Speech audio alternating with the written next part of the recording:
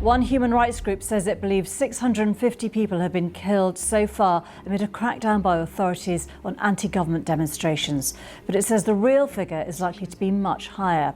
There's an internet blackout in the country, which one monitoring agency says has lasted more than 100 hours.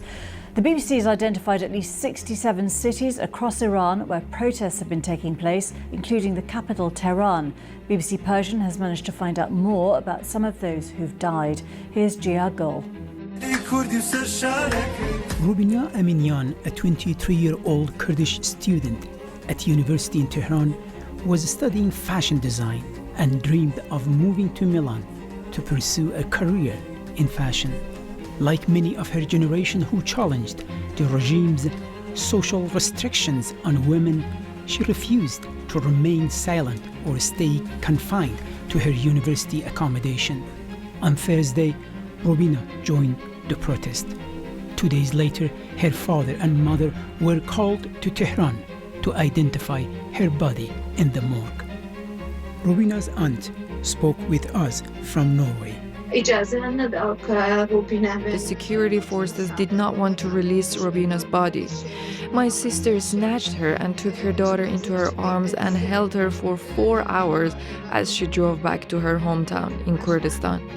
The security forces then refused to allow her to bury her daughter in their city, and they did not permit a funeral.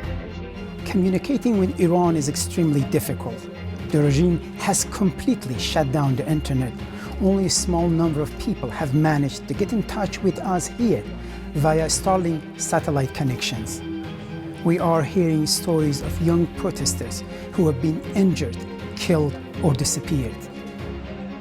The information we have received suggests the deaths include fathers, mothers, and teenagers.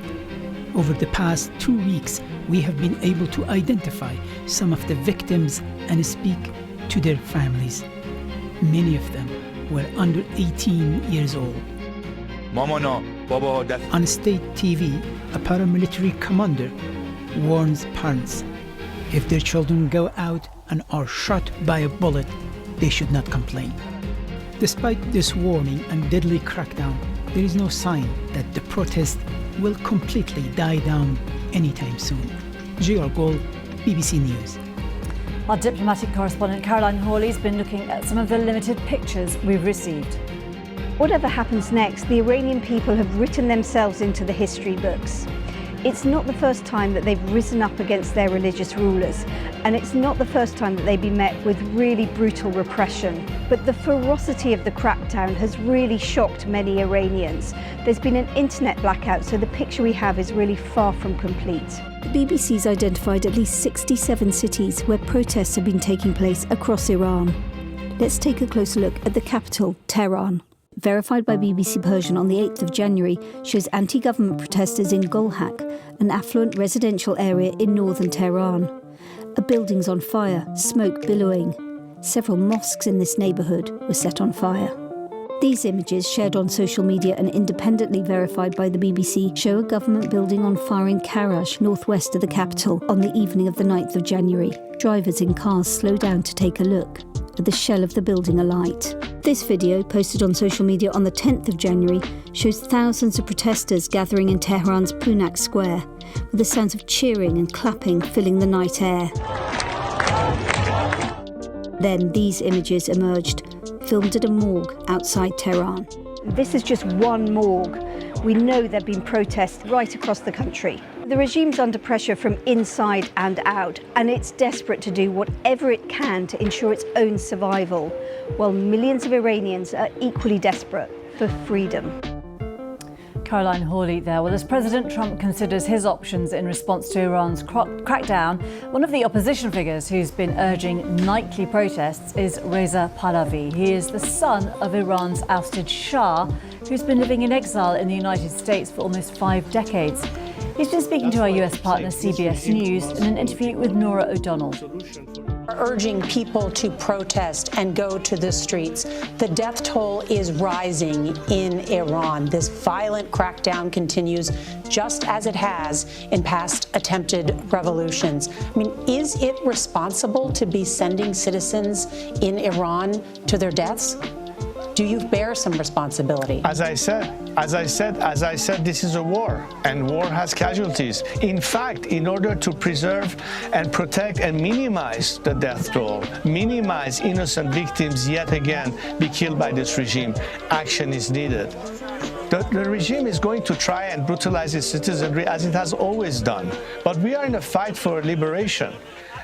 I didn't ask the people to come to the streets to fight against the regime because I wanted so. They asked me to step in to help them and to be their voice on the outside world, to do everything that we can so we make this uprising successful this time. And I think we have some serious leaders that understand what is necessary, that understand the ask of the Iranian people, and are responding to that. I think President Trump is responding to the call that the Iranian people have. The Iranian people have heard his words. They are naming streets after him in Iran. There's a difference. They know he's no Barack Obama or Joe Biden. And that's why they do have a higher expectation, and we'll see what happens. And as you say, I think the president has a decision to make fairly soon. We're doing what we need to do regardless of whether help will come or not. I'm just stating that the best way to ensure that there will be less people killed in Iran is to intervene sooner so this regime finally collapses and puts an end to all the problems that we are facing. We are at war, and we have to make sure that we are victorious. That is Reza Pahlavi there, the son of Iran's ousted Shah, speaking to our colleagues at CBS. Well, we've also been speaking to Kylie Moore Gilbert. She was previously imprisoned by Iran's Revolutionary Guards in 2018 for over 2 years and is currently a research fellow in security studies at Macquarie University. She told us about the possibility of regime change in Iran and what that could look like. It's really, really difficult to know exactly what has taken place in Iran over the past 3 to 4 days. There's been an unprecedented shutdown of all communications, particularly the internet, phone lines. Even Starlink is reportedly being jammed by military jamming devices to prevent the Iranian people from getting information, video clips, photos, images out of what's taken place over the weekend. We're hearing what has filtered out has been quite horrific and shocking. As your package mentioned, morgues piled high with bodies, trucks and courtyards piled with bodies, families desperately searching for loved ones, unprecedented numbers of people thrown in prison and disappeared. It, has every hallmark of a potential bloodbath or a massacre that it's taken place. But because of the continued shutdown and the continued darkness, we really don't know. There are many estimates of fatalities and casualties into the many thousands. It seems to be an extremely brutal and bloody crackdown. And as you noted, it's impossible to know as of yet whether these protests have indeed been brought to an end or whether people will still bravely continue to take to the streets. I think there's a real existential fear around these protests. There's a real feeling of desperation where in the past maybe there was still some hope.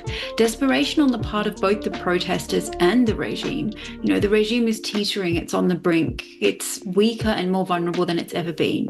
And everybody senses that. The regime's fighting for its own survival, and as are the protesters on the streets. So that existential feeling, that feeling of just sheer desperation that nobody has anything to lose, I think really permeates, and that's to me what distinguishes it from previous rounds of unrest. Reza Pahlavi has a very large support base in the Iranian diaspora abroad. And there's a real cult of personality around him. He does have support inside the country as well. People have been chanting his name in some protests in the streets. But is he a unifying figure for Iran? Is he capable of, if the regime was to magically disappear overnight, is he capable of returning to Iran, a place where he hasn't set foot in 45 years, and somehow unify the country behind him and proceed in the direction of a true democracy? I have my doubts. I don't think he's the unifying opposition figure that's needed. That being said, I'm sure he can play a role in some kind of transition to democracy should the regime fall or crumble one day, hopefully soon. But do I think that he's the answer to all of Iran's problems? No. And, you know, I think the solution should come from inside the country, from the Iranian people who are the ones putting their lives on the line, rather than those living in exile. It's possible things will get much worse, as we've seen, you know, throughout the history of revolutions in the 20th and 21st centuries, even as recently as the Arab Spring. Successfully overthrowing a dictatorship doesn't necessarily result in a better outcome. In fact, it can result in a bloodier, messier, more complicated outcome. That's not to say that the Iranian people shouldn't try. And, you know, it's been clear for a very long time that the Islamic Republic has lost the support of its people. It's incapable of reforming itself, and, you know, its population wants it to go. But the manner in which it goes really matters. It's really important how and where, you know, by what means this regime crumbles. Is it through external intervention or outside support? Is it because factions within the regime defect and go to the side of the protesters, or because security forces refuse to fire on unarmed protesters? Will there be an orderly transition, or will there be various factions and groups jostling to fill the vacuum afterwards? You know, all of these questions remain unanswered, and there are genuine fears as to the trajectory Iran could take depending on the manner of the collapse of the regime. Kylie Moore Gilbert speaking to the BBC a little earlier.